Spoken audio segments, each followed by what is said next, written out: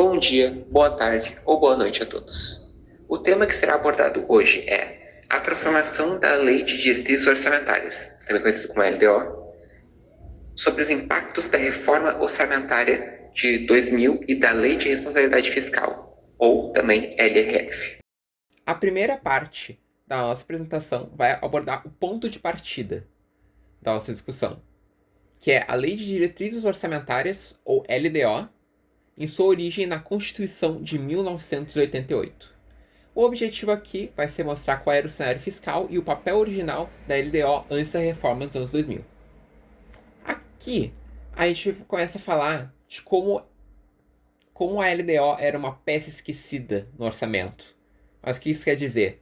Que, tradicionalmente, nos debates e nos estudos acadêmicos, o foco sempre esteve no Plano Plurianual, o PPA, que é o Planejamento de Médio Prazo, e na Lei Orçamentária Anual, a LOA, que é Execução Anual. Porém, a LDO sempre foi constitucionalmente o elemento de equilíbrio entre esses dois objetos, o PPA e a LOA. Sem a LDO, o plano plurianual ficaria desconectado da realidade orçamentária. Portanto, entender a transformação da LDO é crucial para compreendermos a política fiscal brasileira, pois ela é a chave que conecta o que queremos fazer com o que podemos fazer. E aqui a gente vê um diagrama que ilustra o tripé orçamentário estabelecido na Constituição de 88. E aqui a gente tem o plano plurianual, que define as diretrizes de médio prazo, 4 anos, e a LOA, que estima receitas e fixa despesas para o curto prazo, ou seja, 1 ano. A LDO é a nossa ponte ou um mecanismo de ajuste. Sua principal função é orientar a elaboração da LOA, dispondo sobre as despesas de capital, as prioridades e as alterações na legislação tributária. Ela pega as grandes metas do PPA e as traduz em prioridades anuais, definindo, por exemplo, quais programas do PPA terão dotação no ano seguinte. Ela garante que o orçamento anual não seja feito do zero, mas sim alinhado a um plano maior. A criação desse tripé reflete a busca por maior racionalidade, planejamento governamental e, principalmente, a responsabilidade, que são temas centrais das finanças públicas. O ponto mais importante desta fase, que é entre 1989 até 1999, 10 anos, é que a LDO ela superou o que estava escrito na Constituição. A LDO não se restringiu ao rol de matérias mínimas do artigo 165, parágrafo 2. A tese aceita foi que o rol de matérias não era exaustivo, dando a ela flexibilidade para se expandir e incluir novas regras. E graças a essa expansão, a LDO se tornou o veículo para as regras cruciais, antecipando a própria Lei de Responsabilidade Fiscal, ou LRF. Ela começou a disciplinar as despesas com o pessoal já em 1992, bem antes da reforma de 2000. E isso introduziu regras sobre a dívida pública a partir de 1995, como a gente pode ver aqui. Por isso, dizemos que a LDO funcionava como um laboratório fiscal, podemos dizer. Ela permitia testar regras mais rígidas por 1 ano antes de torná-las permanentes. A LDO já possuía um DNA de disciplina fiscal. Isso é vital, pois quando a LRF chegou em 2000, ela não encontrou um vácuo. Ela encontrou uma LDO já com experiência em controle e disciplina de gastos. E essa experiência inicial é o que pavimentou o caminho para os grandes impactos da LRF. Tema que será abordado pelo próximo colega.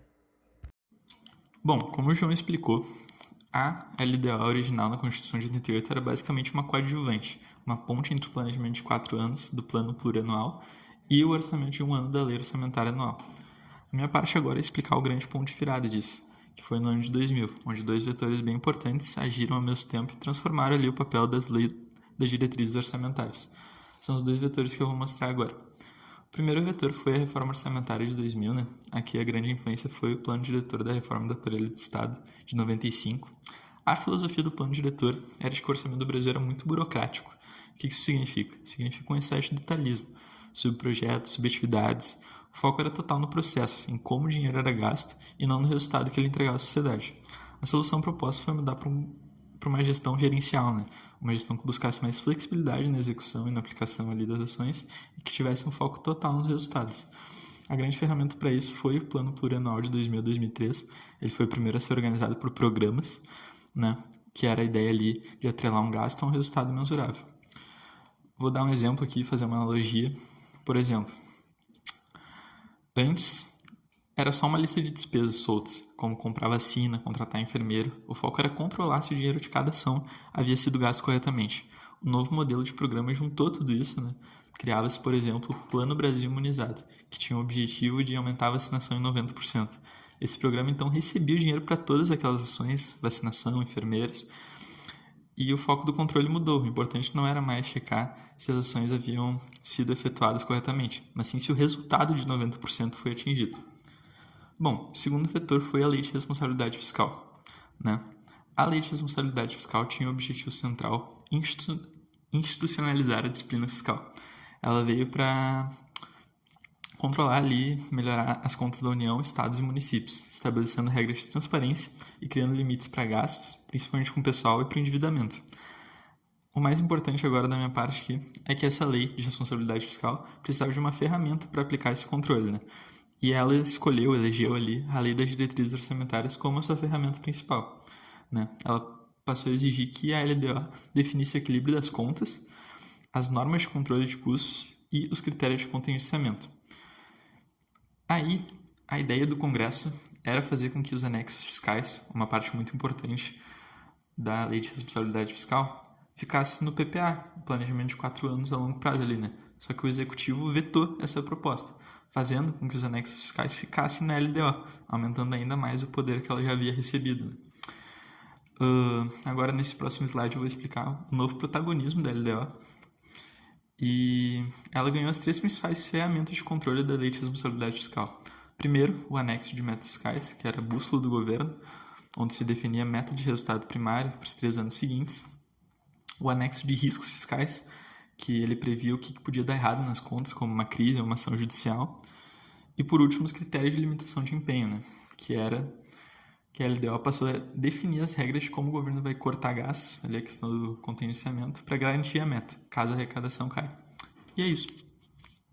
A LDO em ação, o foco no resultado fiscal. A LDO como instrumento ativo de planejamento, controle e responsabilidade fiscal. Após as mudanças dos anos 1990, a LDO tornou-se instrumento central de gestão fiscal. Com a Lei de Responsabilidade Fiscal, passou a definir metas, limites e prioridades. Saiu do papel e passou a orientar a execução orçamentária, garantindo disciplina, coerência e integração entre PPA e LOA. Ao consolidar normas de controle de planejamento fiscal, a LDO tornou-se instrumento essencial de coordenação entre metas macroeconômicas, execução orçamentária e responsabilidade na gestão de recursos públicos, assegurando maior coerência e previsibilidade às políticas governamentais. Agora, a LDO em prática, resultados, limites e avanços na gestão fiscal. Entre os anos 2001 e 2003, a LDO passou a definir parâmetros para endividamento, despesas de pessoal e incentivos tributários, reforçando os princípios da Lei de Responsabilidade Fiscal. Sua aplicação prática evidenciou o papel estratégico da norma na manutenção do equilíbrio das contas públicas e na integração entre planejamento e execução orçamentária. A efetividade da LDO demonstra que a responsabilidade fiscal depende não apenas de regras, mas de gestão contínua, transparência e coerência entre metas, receita e despesas, pilares que sustentam a credibilidade e a sustentabilidade da política orçamentária brasileira. Nessa última parte, vamos falar como a LDO ultrapassou o seu papel original de diretriz anual e se tornou o principal eixo da regulação das finanças públicas no Brasil. A Constituição de 1988 previu que uma lei de finanças públicas deveria detalhar as regras de gestão orçamentária, mas essa lei nunca foi aprovada e por isso a LDO acabou ocupando esse espaço de forma prática.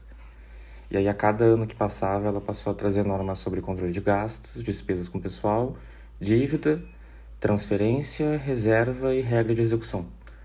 funcionando assim na prática como uma lei complementar meio que temporária, só que ajustada anualmente.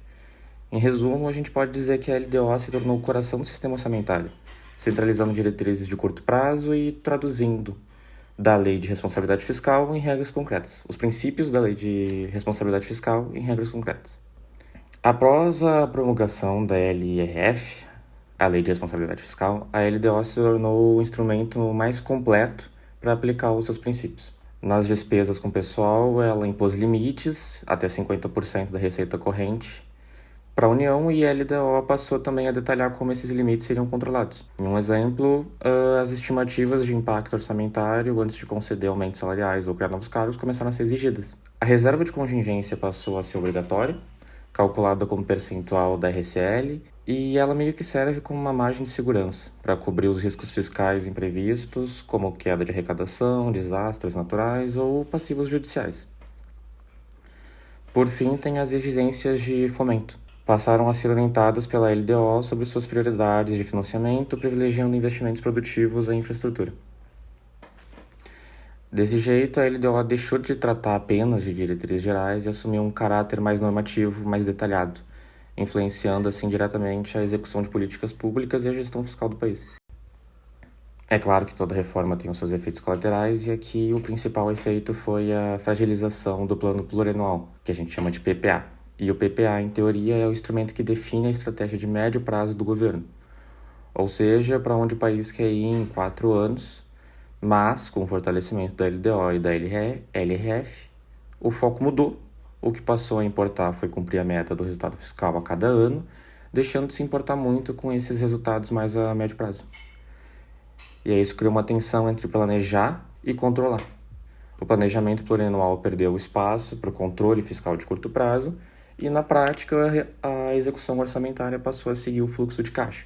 Ou seja, o governo só gasta quanto a receita disponível, independente do que estava previsto no PPA. E projetos estratégicos de longo prazo foram várias e várias vezes adiados ou redimensionados para garantir o cumprimento das metas anuais.